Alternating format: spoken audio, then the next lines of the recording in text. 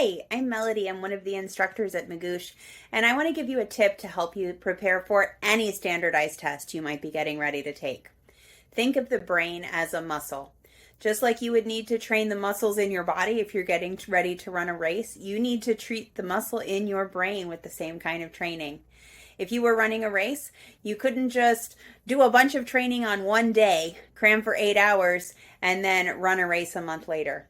It wouldn't work at all. Instead, you have to be consistent, you have to be regular, and you have to get rest.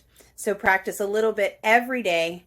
Make sure that you are committing to your schedule and doing reasonable amounts of test prep as often as you can.